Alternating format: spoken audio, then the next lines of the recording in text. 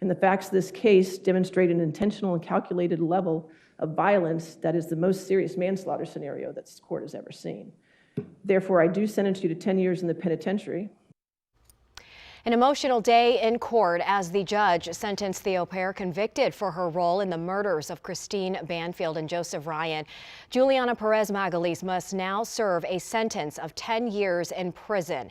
The judge called her calculated and self-serving for plotting the double murder with Brendan Banfield, who is Christine's husband.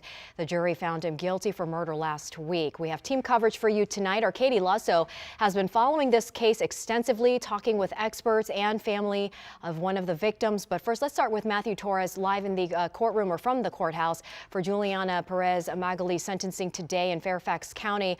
Matthew, 10 years was not what prosecutors and the defense had recommended.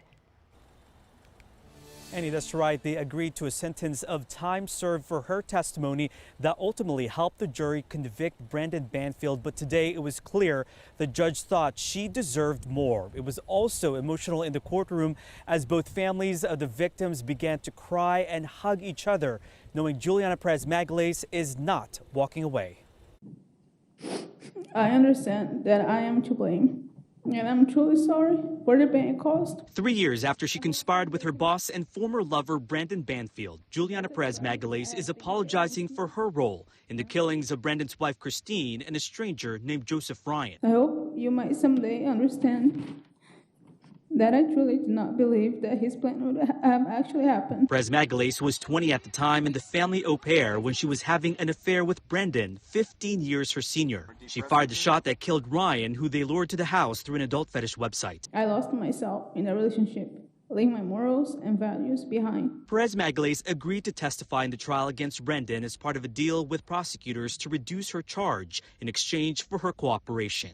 Her defense attorney argued that because of that cooperation, Brendan was ultimately found guilty. Both prosecutors and the defense recommended a sentence of time served, but Judge Penny Azcarate disagreed and rejected that joint recommendation. Your actions were deliberate, self-serving, and demonstrated a profound disregard for human life. Instead, Judge Azcarate sentenced Peres Magalhaes to the maximum, 10 years for manslaughter, followed by supervised probation. The judge said Peres Magalhaes showed a lack of empathy and described her as calculated and deeply involved in the murder plan. So let's get it straight. You do not deserve anything other than incarceration and a life of reflection on what you have done to the victim and this family. It was welcome news for Ryan's family, who told the court they lost a man they say was viciously and wrongly portrayed as a rapist and murderer. Hearing the truth has finally allowed us to exhale. It validated to the world what we already knew, that Joe was not the monster he was portrayed to be. I lost my rock and protector. Joe meant more than nothing. That he was someone worthy of dignity and life, who didn't deserve to be used and thrown away,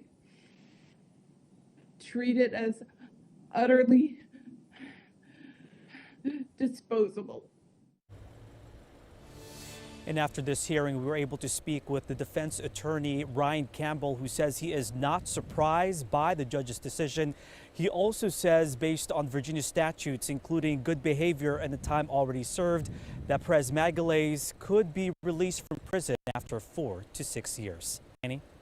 Matthew, we know the Banfield's then 4-year-old daughter was in the home at the time of the murders. People are wondering, where's the little girl through all of this? Do we know?